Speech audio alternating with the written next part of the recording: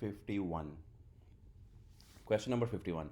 Fahad has recently been appointed as the project manager for a newly initiated project that is still in its early planning stage.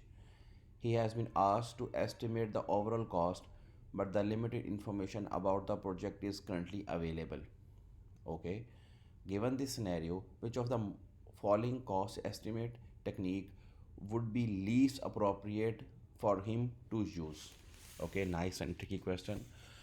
Fahad has been एक recently project manager appoint हुआ है for newly translation initiated project that is still in the planning stage, जो अभी तक in planning stage में है.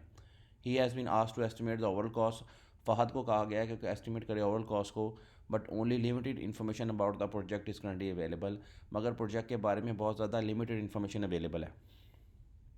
इस scenario में इनमें से कौन सी कॉस्ट एस्टिमेशन टेक्निक फ़हद के लिए लीस्ट अप्रोप्रिएट है टू यूज़ करें में? अच्छा, nice and tricky question. Question का जो कीवर्ड है ये देखें आप, which of the following cost estimation technique would be least appropriate for him to use, जो फ़हद के लिए लीस्ट अप्रोप्रिएट है यूज़ करे. टॉप डाउन एस्टिमेट यूज़ कर सकता है. अब आपको ये सारी एस्टिमेशन टेक्निक का आपको आइडिया आना चाहिए, थोड़ा सा इसमें कीवर्ड्स का पता होना चाहिए. टॉप डाउन एस्टिमेट यूज़ कर सकता है. 3 इसमें करेक्ट आंसर है, 1 इसमें रॉन्ग आंसर है. Bottom up estimated top down estimate भी कर सकता है. 3 पॉइंट एस्टिमेशन भी, जब लिमिटेड इन्फॉर्मेशन होती है 3 पॉइंट एस्टिमेट भी यूज़ करते हैं, और एनालॉगस एस्टिमेटिंग भी यूज़ करते हैं. तो जो मोस्ट इनअप्रोप्रिएट चीज़ है वो है बॉटम अप एस्टिमेट. जब लीस्ट इन्फॉर्मेशन होती है तो आपको बॉटम अप एस्टिमेट जो अपने बॉटम से ब्रेक करना है वो यूज़ नहीं कर सकते. इसके अलावा आप कोई भी इनमें से यूज़ कर सकते हैं. सो आई वुड रिकमेंड कि आप कॉस्ट वाले चैप्टर्स में जाएं, मेरे टास्क में चैनल में जाएं और इन सब वीडियोस के बारे में देखें, फिर ही आप इसका करेक्ट आंसर दे सकेंगे. So we will see the explanation here. Bottom up estimating technique involve analyse each component of a project in detail to develop a comprehensive estimate. These methods rely heavily on having complete and detailed information.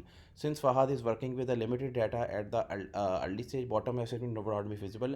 Bottom up estimating feasible नहीं है, बाकी सारी feasible है इनमें से. Instead, border technique like top estimate aggregate would be more suitable for these condition. Analogous और top down ये एक ही चीज़ें हैं, इसको यूज़ कर सकते हैं, और 3 पॉइंट भी यूज़ कर सकते हैं. मैं आगे और क्वेश्चन डालता हूँ इनके बारे में ताकि आपको मोर क्लियर हो जाए क्वेश्चन से, अगर आपने जाके वहाँ पे कीवर्ड रिवाइव नहीं करने. मगर this is a tricky question. इस तरह के क्वेश्चन आते हैं, आपको लगता है ठीक कौन सा है, मगर आपने रीड करना है. लास्ट लाइन में ट्रिक छुपा हुआ था क्वेश्चन के. ठीक है, जब लीस्ट इन्फॉर्मेशन हो, रिमेंबर दिस, प्रोजेक्ट के बारे में अवेलेबल हो, कॉस्ट या शेड्यूल के बारे में, तो you must use this. Bottom up estimating आपको यूज़ नहीं करनी चाहिए. Thank you very much.